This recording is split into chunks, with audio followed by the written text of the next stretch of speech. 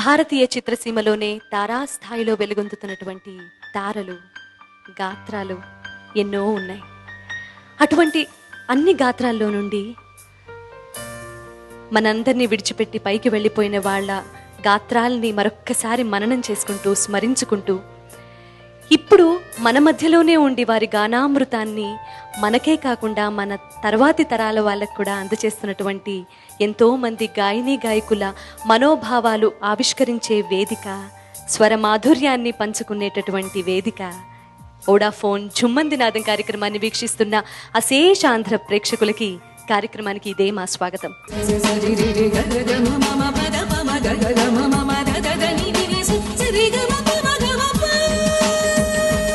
మన తెలుగులో ఒక అద్భుతమైన గాయకులు. ఒక పల్లవి వినిపిస్తాను. ఆ పల్లవి విన్న వెంటనే టక్కున గుర్తుకొచ్చే గాయకులు. దిక్కులు చూడకు రామయ్య, పక్కనే ఉన్నది సీతమ్మ సీతమ్మ అనగానే మన మనసుకి కానీ మన మెదడుకి కానీ చురుగ్గా పనిచేసి మనందరికీ ఒక్కసారి టక్కున గుర్తొచ్చే ఒక అద్భుతమైన గాత్రం శ్రీ జి ఆనంద్ గారిది. వారే ఈనాటి మన ఈ వోడాఫోన్ జుమ్మందినాదం కార్యక్రమంలో ఆత్మీయ అతిథి, విశిష్ట అతిథి. వారిని మనందరి కరతాళ ధ్వనుల మధ్య సగౌరవంగా వేదిక మీదకి రావాల్సిందిగా ఆహ్వానిస్తున్నాను.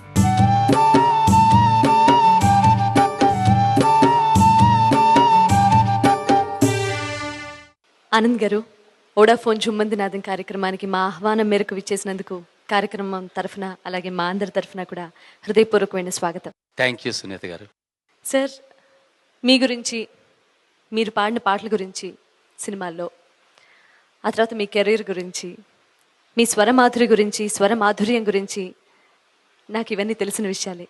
మీ బాల్యం గురించి, మీ కుటుంబ జీవితం గురించి, అలాగే సినిమాల్లో వచ్చినటువంటి మీ మొదటి అవకాశం గురించి, వీటి గురించి మాకు వివరిస్తారా?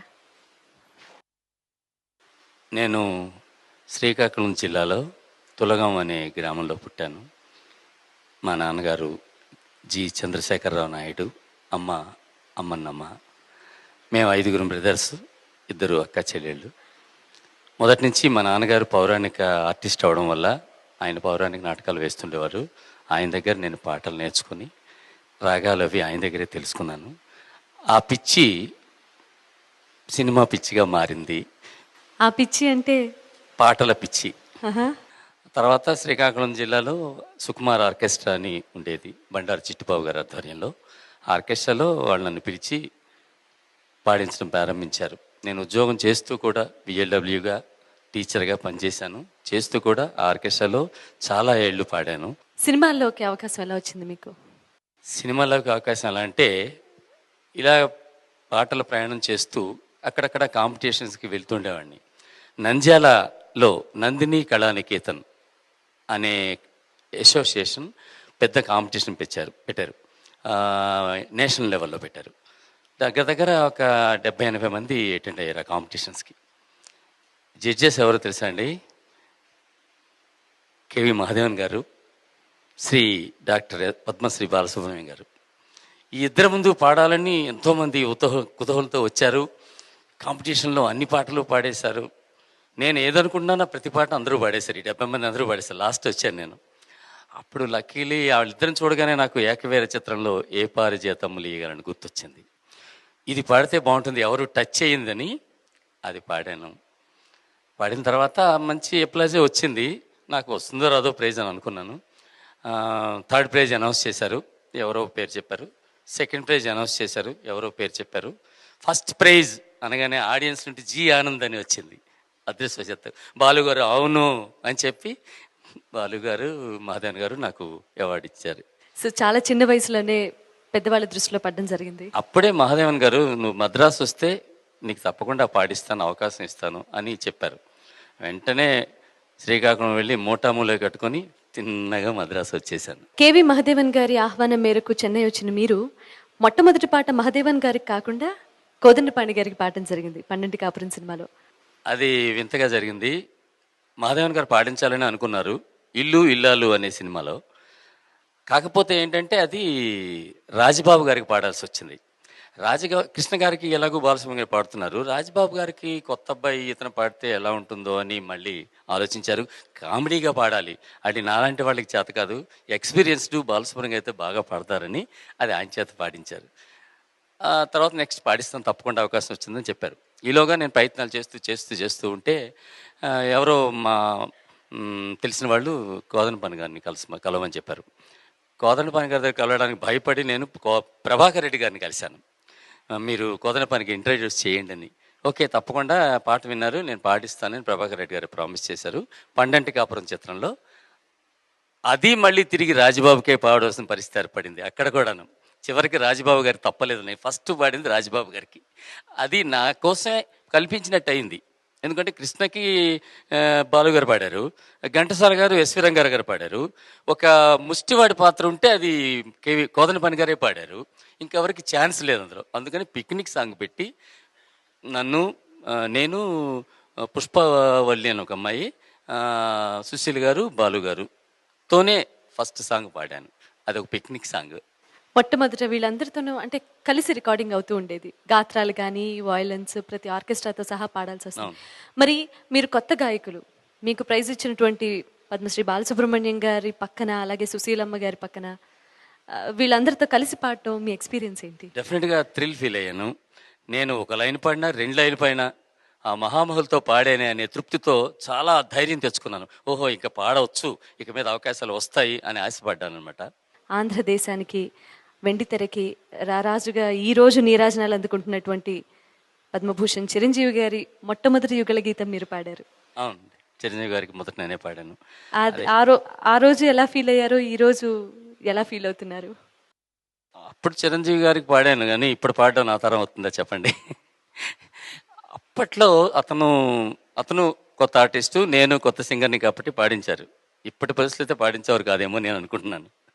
కానీ వారి డైరీలో డెఫినెట్గా ఆయనే చెప్పారండి. చిరంజీవి గారే మా 5000 ప్రోగ్రామ్ రవీంద్ర భారతులు చేసినప్పుడు ఆయన చెప్పారు, నా మొట్టమొదటి పాడిన గాయకుడు జి ఆనంద్ అని చెప్పారు. అప్పుడు నేను చాలా గొప్ప ఫీల్ అయిపోయాను అనమాట, మెగాస్టార్కి మొదట పాడానని.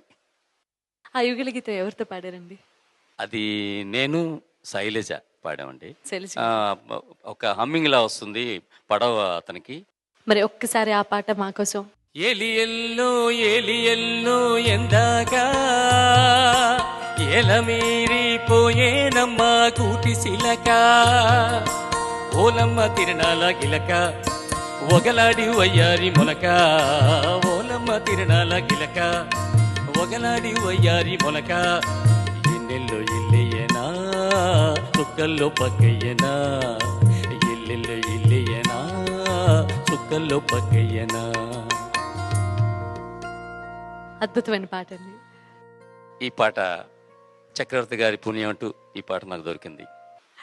అలాగే కల్పన అనే చిత్రం మీకు ఒక గాయకుడిగా మైలురాయి అనుకోవచ్చు. అంటే ఎన్నో మంచి పాటలు ఉన్నప్పటికీ కల్పన చిత్రం కూడా జి ఆనంద్ గారి కెరియర్లో one of the best film. అందులో ఉన్న పాటలు కూడా మంచి పేరు తెచ్చిపెట్టాయి. చక్రధారి అమెరికా అమ్మాయి పాటలు విన్న తర్వాత చక్రవర్తి గారు నన్ను పిలిపించి డెఫినెట్గా నీకు పాడిస్తానని చెప్పి, దిక్కులు చూడక రామయ్య, ఇంకా దిక్కులు చూడకు ఈ పాటలే పాడు అని చెప్పి ఒక అద్భుతమైన అవకాశాన్ని ఇచ్చారండి. ఆ చక్రవర్తి గారు లేకపోతే అసలు నేను లేను. చక్రవర్తి గారే నాకు ఎక్కువ పాటలు పాడించారు, మహాదేవన్ గారు.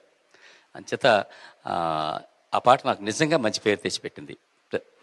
రికార్డు సూపర్ సేల్స్ అయింది అప్పట్లో, అది గొప్ప విషయం. కొలంబియా కంపెనీలో అది నిజంగా నేను మర్చిపోలేను. ఆ పాట తర్వాత నాకు చాలా హిట్స్ వచ్చాయి. మరి ఒక్కసారి ఆ పాట మా కోసం. మరి నేను పాడాలంటే సుశీల్ గారి వాయిస్ మీరు పాడాలి. అంతకంటే అదృష్టమా? ఓకేమ్మా, థ్యాంక్ యూ. రెడీ.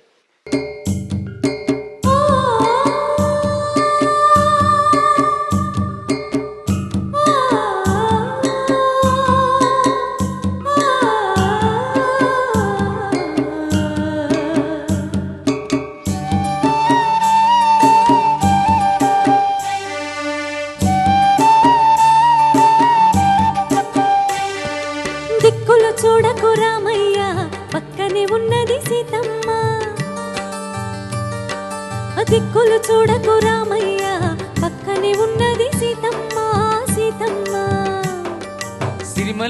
నవ్వుల సీతమ్మ ముందుకు రావే ముద్దుల గుమ్మ సిరిమల్లె నవ్వుల సీతమ్మ ముందుకు రావే ముద్దుల గుమ్మ ముద్దుల గుమ్మ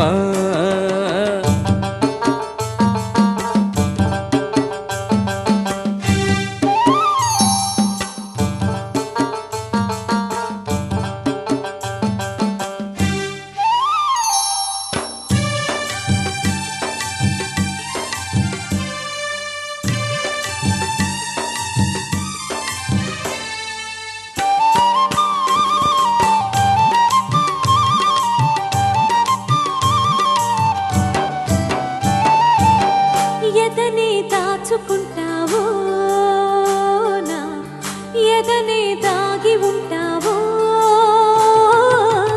ఎదనే దాచుకుంటావో నా ఎదనే దాగి ఉంటావో కదలికలన్నీ కథలుగా అల్లి కవితలే రాసుకుంటావో రామయ్య పొన్నలు పూచిన నవ్వు సిరి వెన్నెల దోచి నాకివ్వు పొన్నలు పూచిన నవ్వు సిరి వెన్నెల దోచి నాకివ్వు ఆ వెన్నెలలో నీ కన్నులలో ఆ వెన్నెలలో నీ కన్నులలో సన్నజాజులేరు కన్ను సన్నజాజులేరు సన్నజాజులేరు కన్ను సన్నజాజులేరు సీతమ్మ సీతమ్మ దిక్కులు చూడకు రామయ్య పక్కనే ఉన్నది సీతమ్మ సిరిమల్లె నవ్వుల సీతమ్మ ముందుకు రావే ముద్దుల గుమ్మ ముద్దుల గుమ్మ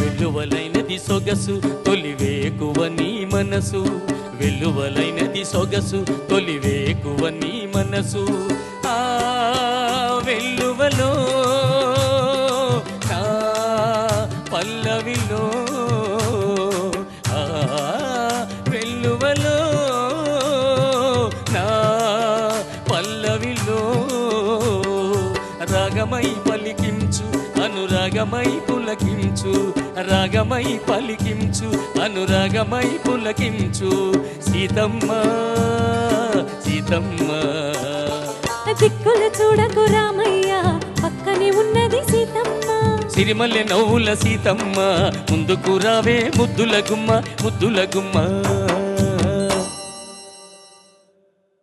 ఈ సందర్భంగా ఒరిజినల్ గా పాడలేకపోయాం ఇదిగో ఇలా పాడినందుకు చాలా ఆనందంగా ఉందండి అద్భుతమైన పాట నాకు చాలా ఆనందంగా ఉంది మీరు పాడినందుకు మరోసారి నాకు thank you so much sir Vodafone చుమందినాథం కార్యక్రమంలో ఒక చిన్న బ్రేక్ బంగారు కానుక అనే సినిమాలో మీరు ఒక సూపర్ డూపర్ హిట్ సాంగ్ పాడారు ఇళయరాజా గారి సంగీత దర్శకత్వంలో ప్రేమ బృందావనం అనే పాట ఆ పాట గురించి దాని విశేషాలు ఏమన్నా ఉంటే ఆ పాట ఒక్కసారి మాకోసం అది ఇప్పుడు ప్రఖ్యాతిగాంచిన రచయిత సాహితీ ఆయన బహుశా అది ఆయన ఫస్ట్ పిక్చర్ అనుకుంటాను అది ఫస్ట్ పాట ఫస్ట్ సాంగ్ అనుకుంటాను అది చాలా బాగా రాశారండి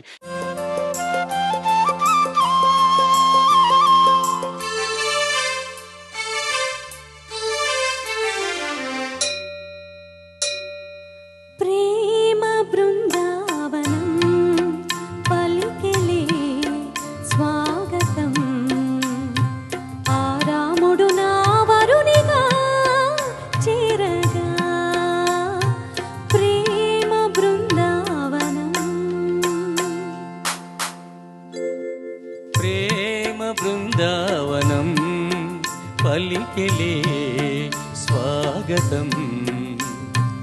ఆ సీత నా వధుగా చేరగా ప్రేమ బృందావనం.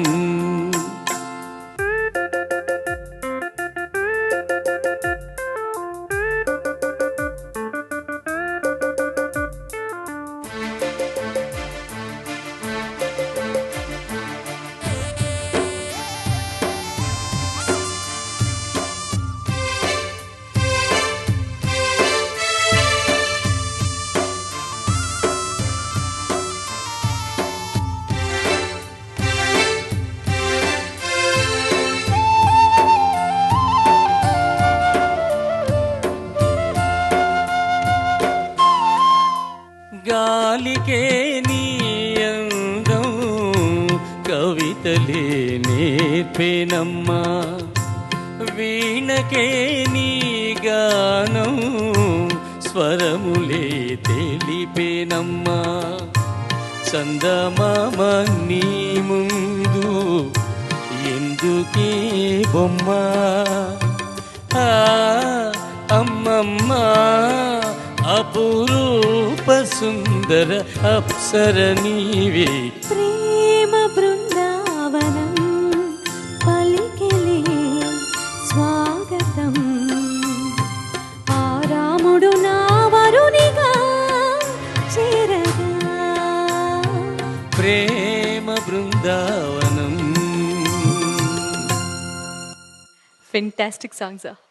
మీరు పాడిన ప్రేమ బృందావనం పలికెలే స్వాగతం అని మీ జీవితానికి ఆ పాటను రిలేట్ చేసుకుంటే, మీ ప్రేమ బృందావనంలోకి పాటలో సీతని ఆహ్వానించారు మీరు. మరి సీత గారు వచ్చారు, ఆవిడే సర్వస్వం అన్నారు, ఆవిడ అందాన్ని పొగిడారు, ఆవిడని ప్రకృతితో పోల్చారు. మరి సాహితి గారు అంత అద్భుతమైన పాట మీ జీవితానికి అన్వయించుకుంటే, ఆ పాటలో సీత ఎలా మీకు పరిచయం అయ్యారు?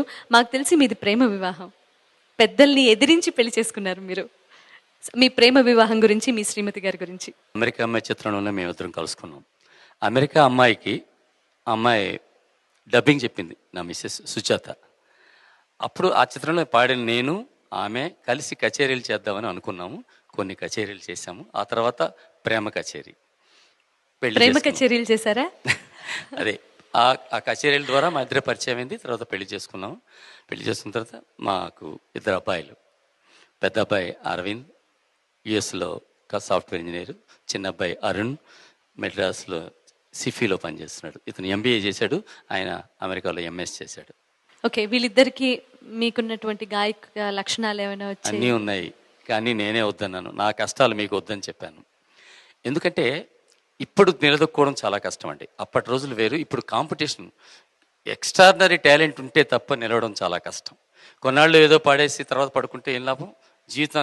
జీవితం వేస్ట్ అవుతుంది. అందుకని నేను మాత్రం నా పిల్లలకి ఈ లైన్లోకి రానివ్వలేదు. ఎందుకంటే నేను 18 కష్టాలు వాళ్ళు పడకూడదు అని. వాళ్ళు ఇప్పుడు హ్యాపీగా ఉన్నారు, మేము హ్యాపీగా ఉన్నాం. I'm very happy.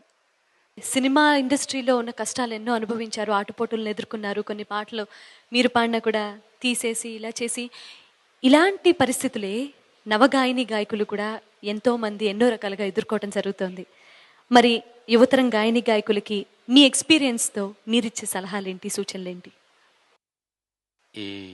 ఇట్లా జరగడం చాలా ఆశ్చర్యకరమైన కాదండి. ఎందుకంటే ఇప్పుడు కాంపిటీషన్, అందరూ క్లాసికల్ నాలెడ్జితో మంచి భాషతో పాడగలగాలి.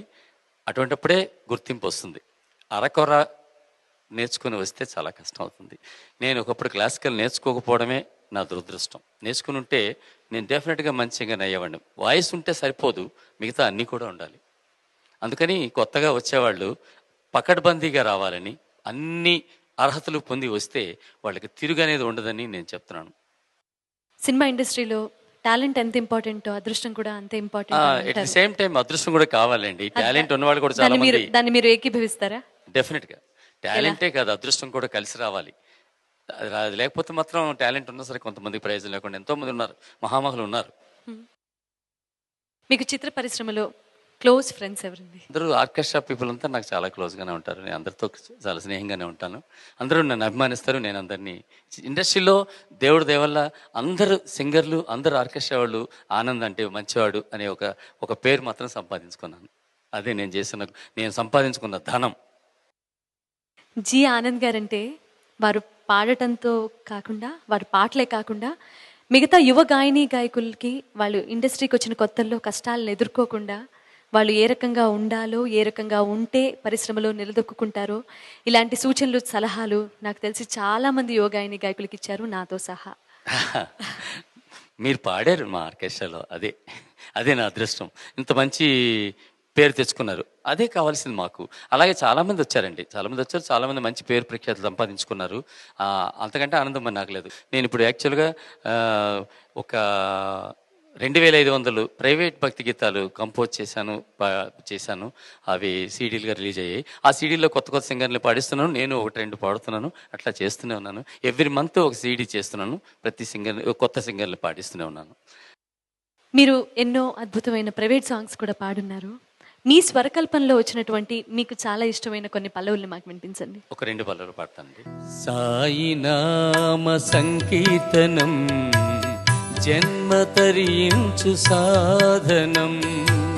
సాయి నామ సంకీర్తనం జన్మ తరించు సాధనం. సాయి చరిత పారాయణం. సాయి చరిత పారాయణం. సకల పాప పరిహారం. సాయి నామ సంకీర్తనం జన్మ తరించు సాధనం. మనిషి కోసం మరణమందిన దైవసుతునికి వందనం. మనిషి కోసం మరణమందిన దైవసుతునికి వందనం. అనురాగం ఆ త్యాగం. అనురాగం ఆ త్యాగం. ఈ భూమిని వెలిగిన దీపం. మనిషి కోసం మరణమందిన దైవసుతునికి వందనం. ఇలాంటి ఎన్నో వేల పాటలు మీరు మీ స్వరకల్పనలో వచ్చినాయి. వాటిని ఆదరించిన తెలుగు ప్రేక్షకులు కూడా ఉన్నారు చాలామంది. అవునండి, అవును. హిందూ డివోషనల్, క్రైస్తవ డివోషనల్ అన్నీ. అలాగే స్వరమాధురి ఆర్కెస్ట్రా ద్వారా దేశ విదేశాల్లో ఎన్నో కచేరీలు చేసిన మీరు స్వరమాధురి ద్వారా ఏమన్నా సేవా కార్యక్రమాలు లాంటివి కానీ, లేకపోతే స్వతహాగా అలాంటి ఆలోచనలు ఏమన్నా ఉన్నారా? సేవా కార్యక్రమం అంటే కొత్త కొత్త ఆర్టిస్టులకి, బర్డింగ్ ఆర్టిస్టులకి వచ్చేటప్పుడు వాళ్ళకి చేయూతనివ్వడం. అంటే ఫైనాన్షియల్గా ప్రోపగండా, వాళ్ళకి పబ్లిసిటీ ఇచ్చి, వేదిక ఇచ్చి, వాళ్ళకి వేదిక ముందు వాళ్ళ ప్రదర్శనలు ఇప్పించి అంతవరకు చేస్తున్నాం. ఆ తర్వాత వాళ్ళ అదృష్టం బాగుంటే పెద్దవాళ్ళు అవుతున్నారు, లేదంటే వెనక్కి వెళ్తున్నారు. కానీ ఇంతవరకు నా ఆర్కెస్ట్రాలో పనిచేసిన ప్రతి వాళ్ళు చాలా మంచి పేరు పిక్కులు తెప్పించుకున్నారండి. అది నేను గర్వంగా చెప్పుకోగలను. మా స్వరమాధురికి గర్వకారణం. కీర్తిశేషులు ఘంటసాల మాస్టర్ గారి తర్వాత తెలుగులో మళ్ళీ అంత గొప్ప స్థాయిని చేరుకోగల గాయకులు ఎవరూ లేరు అని అప్పటి తెలుగు వాళ్ళ మనోభావాల్ని అదా కాదు, మేము కూడా ఉన్నాము అంటూ వచ్చారు రామకృష్ణ గారు, అలాగే పద్మశ్రీ డాక్టర్ ఎస్పి బాలసుబ్రహ్మణ్యం గారు. వీరిద్దరూ పాడుతున్న టైంలోనే మీరు సినిమాల్లోకి అవకాశం చేజిక్కించుకొని మరి ఇండస్ట్రీలోకి అడుగుపెట్టడం జరిగింది. వారు మీకంటే పెద్దవాళ్ళు అయినప్పటికీ, వయసులో కాదు ఇండస్ట్రీ పరంగా అయినప్పటికీ, ఈ పోటీని మీరు ఎలా తట్టుకోగలిగారు, ఎలా నిలబడ్డారు? అప్పట్లో ఒక లైన్ పాడాలంటేనే చాలా చాలా చాలా చాలా కష్టపడాల్సి వచ్చేది. సరే, కొన్నాళ్ళు నేను అన్ని 2 లైన్లు, 3 లైన్లు, 4 లైన్లు ఉన్న పాటలు పాడాను. అందుకనే నా పాటల సంఖ్య 2000 పెరిగింది. కానీ హిట్ సాంగ్స్ మాత్రం చాలా తక్కువ. ఇలా పాడుతూ ఉంటే ఎన్నాళ్ళు ఇలా 2 లైన్లు, 3 లైన్లు పాడుకుంటే మనం ఎన్నాళ్ళు ఎప్పటికి మనకు పేరు వస్తుందని ఆలోచిస్తూ ఉంటుండగానే, ఇంకా నేను ప్రయత్నం చేస్తుండగానే రామకృష్ణ ఎంటర్ అయ్యారు. రామకృష్ణ ఎంటర్ అయిన తర్వాత ఇంకా నాకు అవకాశాలు రావనే నేను అనుకున్నాను. అప్పుడు ఆయన పాడుతుంటే అందరికి హీరోలకి ఆయనే పాడాడు. ఆఖరికి బాలసుబ్రహ్మణ్యం గారిని కూడా కాకుండా కృష్ణ గారికి కూడా ఆయన పాడే పరిస్థితులు ఏర్పడి ఒక సమయంలో. అప్పుడు బాలుగారు కాబట్టి తట్టుకున్నారు. ఆయన టాలెంట్ చూపించారు, విజృంభించారు. అంతటి టాలెంట్ ఉన్న వ్యక్తులే మళ్ళీ ఆ పోటీకి తట్టుకోగలరు. అట్లాంటి పరిస్థితుల్లో వచ్చినప్పుడు నాకు భయం ఉంది, కానీ ఒక ధైర్యం, ఏదో చిన్న ధైర్యం. అంత కాకపోవచ్చు, కొంతైనా నేను గాయకుడిగా, ఒక చిన్న గాయకుడిగా గుర్తింపబడలేనా అనే ఆశతో ముందుకెళ్ళాను. ఒకరోజు చంద్రమోహన్ గారు మామగారి ఇంట్లో పాండీ బజార్లో ఒక ఫంక్షన్ జరుగుతుంది. ఆ ఆ ఫంక్షన్లో నన్ను పాడమని ఎవరో తెలిసిన వాళ్ళు, ఈ అబ్బాయి పాడతాడు పాడించండి, పాడుతున్నాను.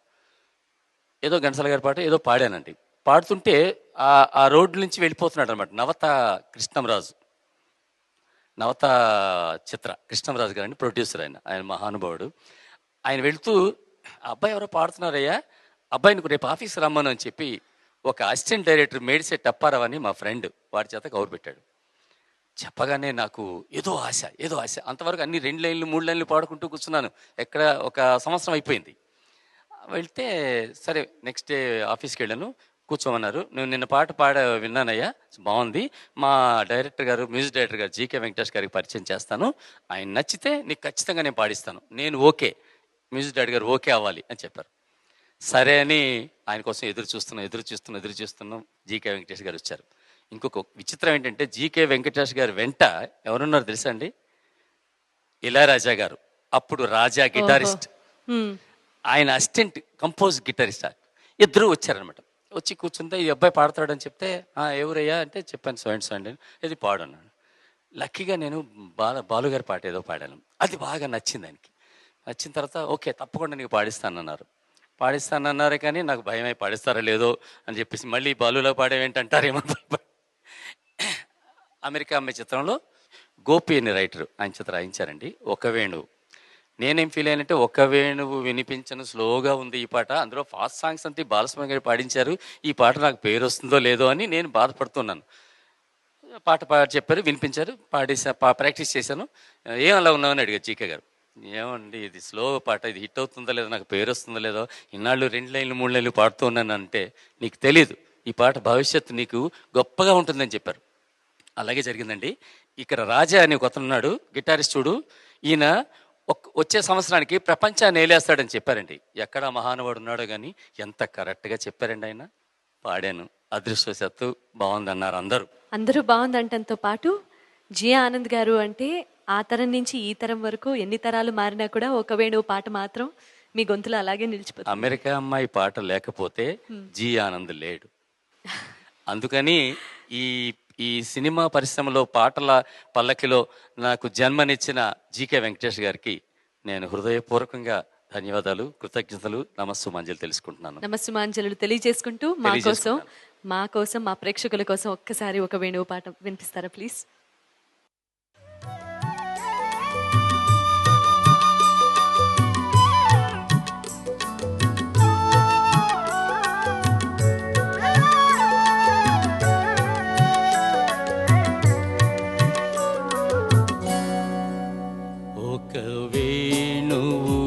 వినిపించెను అనురాగీతిక, ఒక రాధిక అందించెను నవరాగమాలిక. ఒక వేణువు వినిపించెను అనురాగ గీతిక.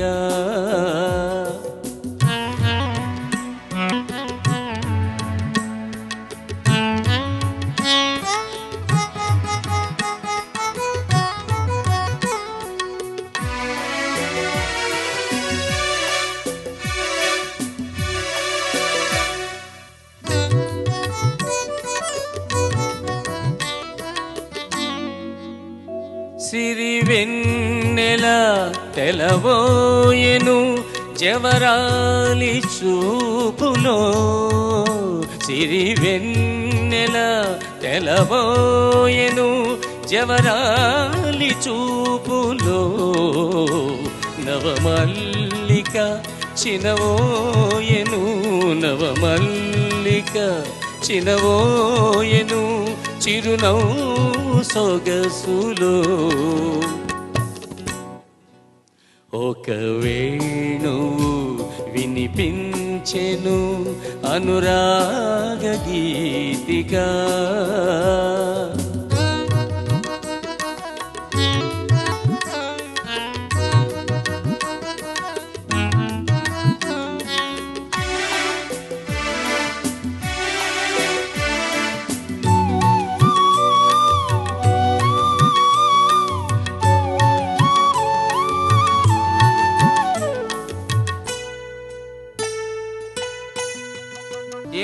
నింగికి ప్రభవించెనో నీలాల తారక, ఏ నింగికి ప్రభవించెనో నీలాల తారక, నా గుండెలో వెలిగించెను, నా గుండెలో వెలిగించెను శృంగార దీపిక.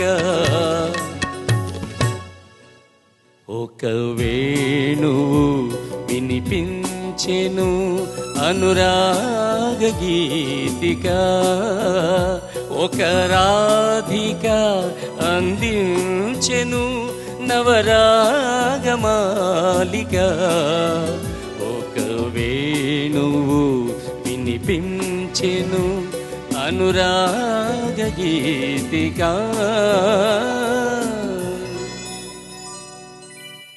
అద్భుతం అండి.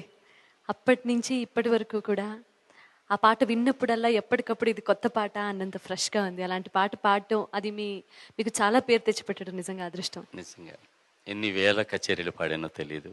జి ఆనంద్ గారి జీవిత విశేషాలు మరికొన్ని ఈ బ్రేక్ తర్వాత. జీకే వెంకటేష్ గారి సంగీత సారథ్యంలోనే మరో అద్భుతమైన పాట పాడారు మీరు చక్రధారి సినిమాలో డాక్టర్ అక్కినేని నాగేశ్వరరావు గారికి.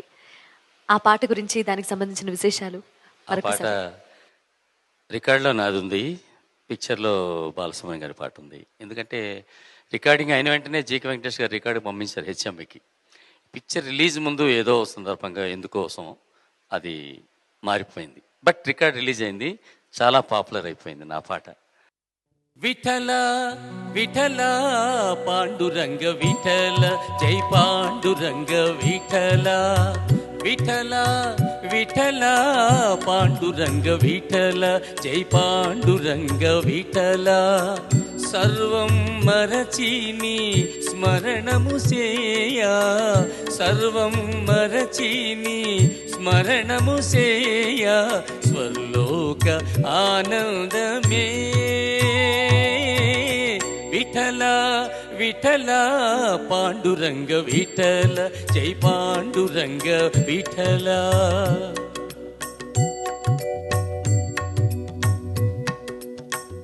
అంబుజనాభా నమ్మిన వారికి,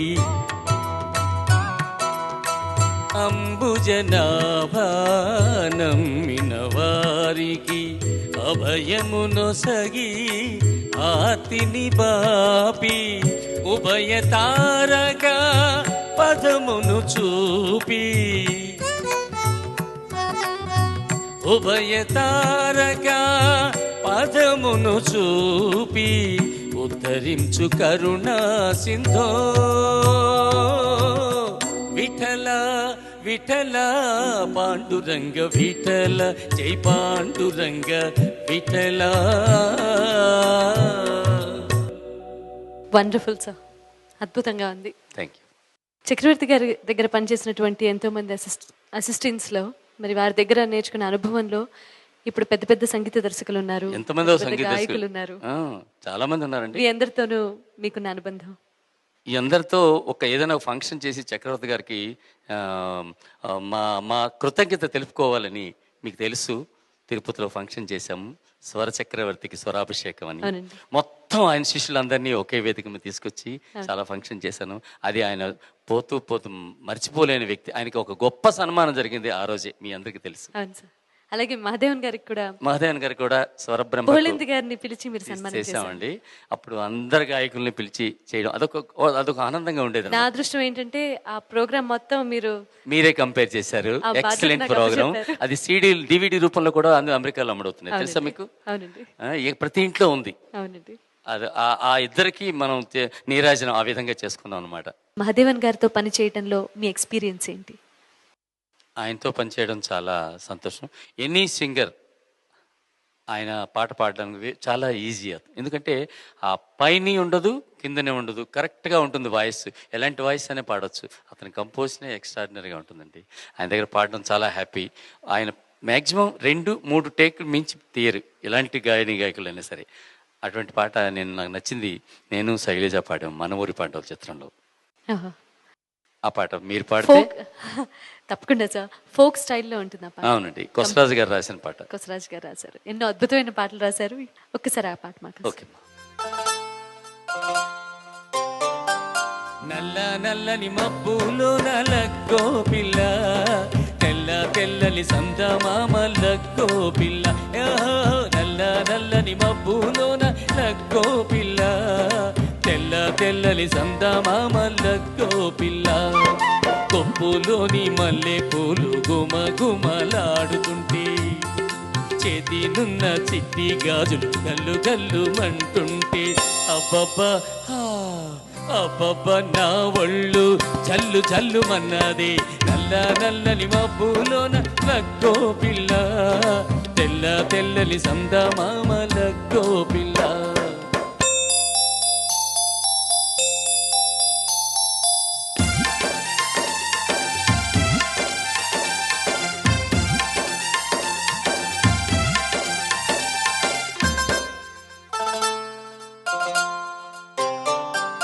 మంచి నీళ్ళ బావి తోడలక్కో మావా, మాట మాట కలిసింది లక్కో మావా.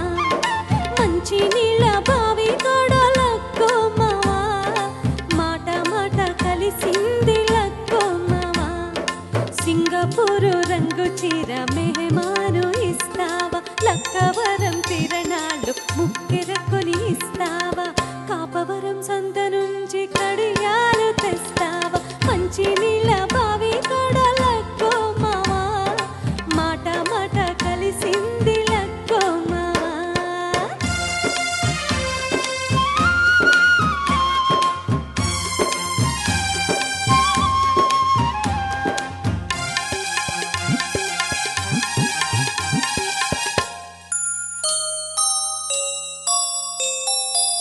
మోవాకు చీర పెడతా ముక్కు మీద, ముక్కు మీద ముద్దెడతా. కాపవరం సోటలు కాడ కాపీ నీళ్ళు తాపిస్తా. మోవాకు చీర పెడతా ముక్కు మీద ముద్దెడతా. కాపవరం ఓటలు కాడ కాపీ నీళ్ళు తాపిస్తా. దొరగారు మా దొరగారు సై అంటే సరదాలు తీరుస్తా. దొరగారు సై అంటే సరదాలు తీరుస్తా. నీ దొర పేరు ఇంటూ ఉంటే ఒళ్ళు మంట, సరదాలు సరసాలు ఒత్తు పొమ్మంట. చీచిపో నీ దొర పేరు ఇంటూ ఉంటే ఒళ్ళు మంట, సరదాలు సరసాలు ఒత్తు పొమ్మంట. నువ్వే నా దొరవంట, నిన్నే కళ్ళ కద్దుకుంటా. అల్లా అల్ల నువ్వంటే లక్కో పిల్ల, ఇల్ల ఇల్ల ఎత్తుకుంట లక్కో పిల్ల. అల్లా అల్ల నువ్వంటే లక్కో పిల్ల, ఇల్ల ఇల్ల ఎత్తుకుంట లక్కో పిల్ల. ఓసి లక్కో పిల్ల, ఓ లక్కో పిల్ల. Fantastic songs. మీరు మొట్టమొదటి పాట అవకాశం కోసం మద్రాస్ రైలు ఎక్కినప్పుడు ఏం సాధించాలనుకున్నారో, ఇవాళ ఈ వేదిక మీద అదే మా జుమ్మంది నాదం కార్యక్రమం కెమెరా ముందు కూర్చొని ఒక్కసారి వెనక్కి వెళ్ళి ఆలోచిస్తే మీరు అది సాధించాలనుకుంటున్నారా? ఇప్పుడు నేను నిజంగా సాధించాను అనుకుంటున్నాను. ఈ జుమ్మంది నాదంలో పాల్గొనడమే నిజంగా ఐఎమ్ వెరీ వెరీ హ్యాపీ. ఎందుకంటే నా నా కష్టాలు సుఖాలు అన్నీ ప్రజలకు తెలియజేస్తున్నారు. అంచేత మీకు మా ధన్యవాదాలు. గాయకుడిగా మీరు తెలుగు చిత్రసీమలో 2000 పైచిలుకు పాటలే పాడారు. మరి అందులో బోలెడని సూపర్ హిట్ సాంగ్స్ కూడా ఉన్నాయి.